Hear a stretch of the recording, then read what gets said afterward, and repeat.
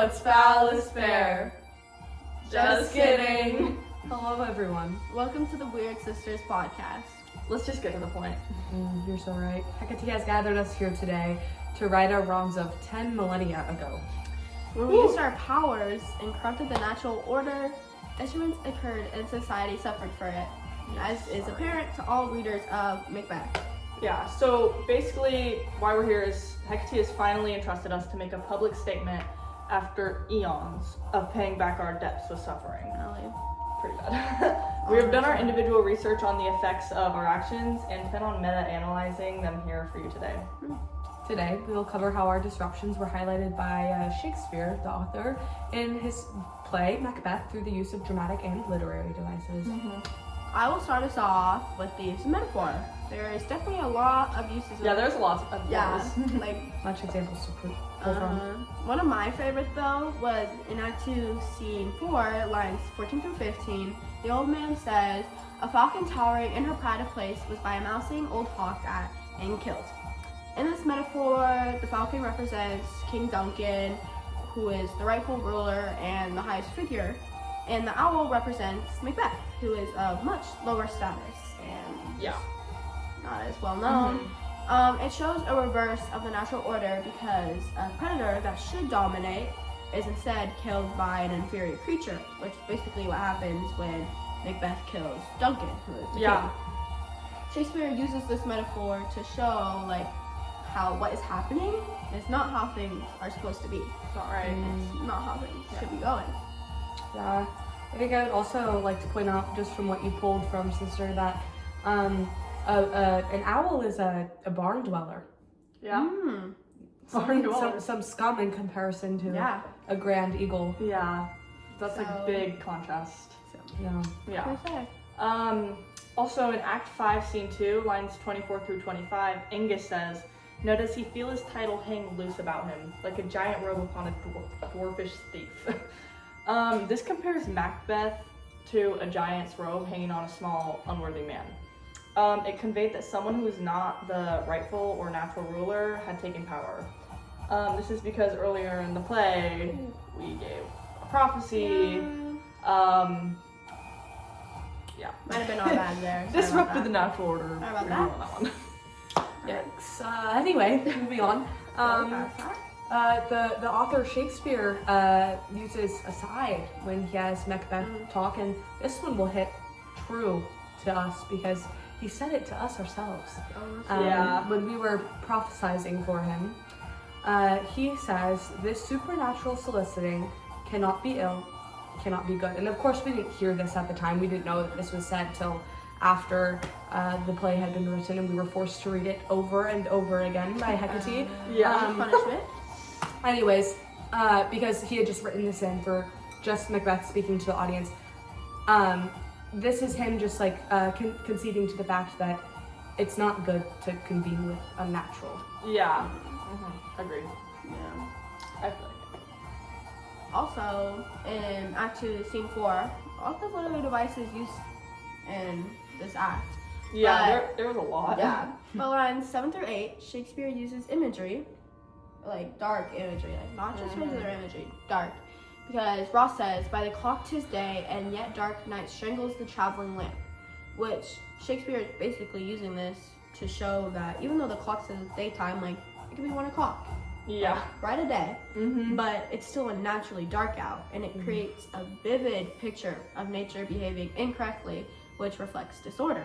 When the rightful king to the throne was murdered, and the natural social order was overturned, nature mirrored the chaos. And everyone could tell something wasn't right. Yeah, it doesn't even get dark that early here in Washington. I think it's dark pretty early here. A sign that natural order would break down was shown in Act 1, Scene 1, when us sisters said, "Fair is foul and foul is fair." This signals that the moral boundaries would be reversed. We presented a world where opposites were confused, and this was really wrong with me and my sisters. And we do apologize deeply because our spell foreshadowed a society where rightful kingship, loyalty, and justice were overturned, and this ultimately led to disaster and disruption. Super sorry. Yeah, sorry. to move on into something a little bit darker than what we have been talking about, I have some allusions that Shakespeare highlighted that are, I don't know, you'll hear. So tell me. The evil Macbeth, because we had, unfortunately persuaded him to be that way. The way that he was rebelling against the good King Duncan, that was really an allusion. To what? It was an allusion to the fallen angel Lucifer and how he rebelled against God. Like from the Bible? Like from the Bible. Whoa. That's the I book did that not we've never even read. pick up on that. Yeah. Maybe we should pick that up. Maybe we should pick that up. Anyways, so that's the lighter one.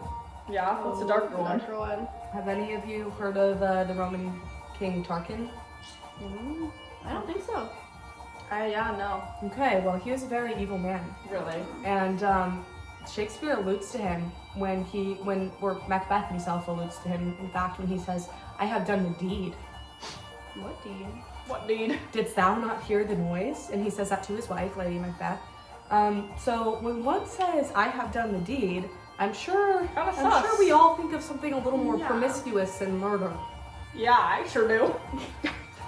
So that Roman King Tarquin, he snuck into the bedroom of one of his Roman consul's wife.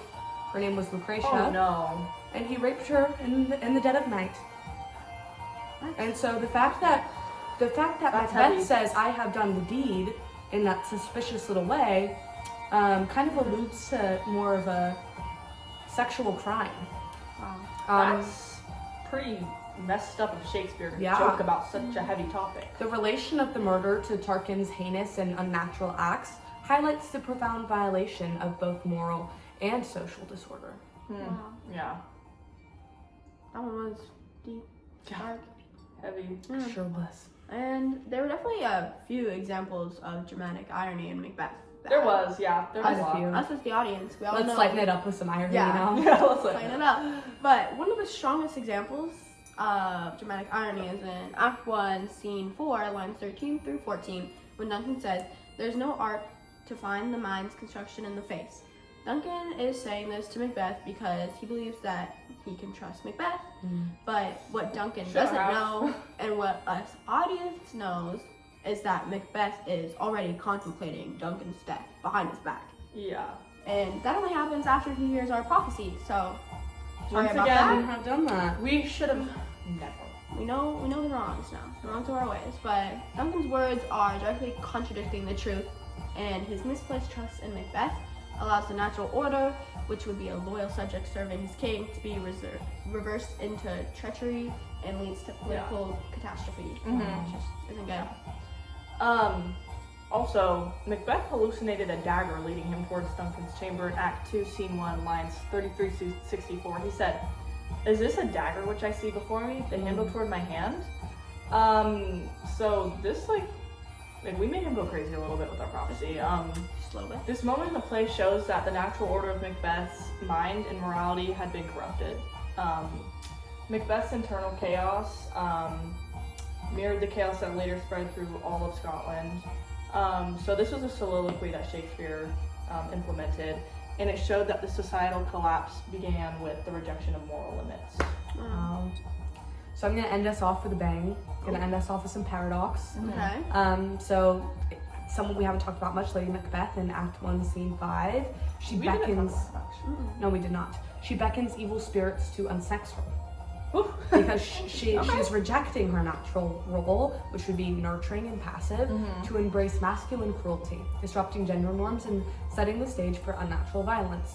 She sounds a little bit like she's trying to be like some familiar woman. Trying to be powerful. The result of this is psychological chaos as Lady Macbeth begins her fits of sleepwalking and ultimately ends her own life.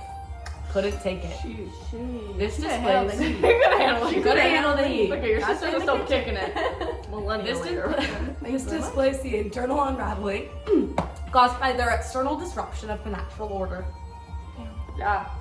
So Moral of the story is we're sorry. we're really sorry. Yeah. Thank you. And have a good day, everyone. We love you. Till next time. Stay witchy.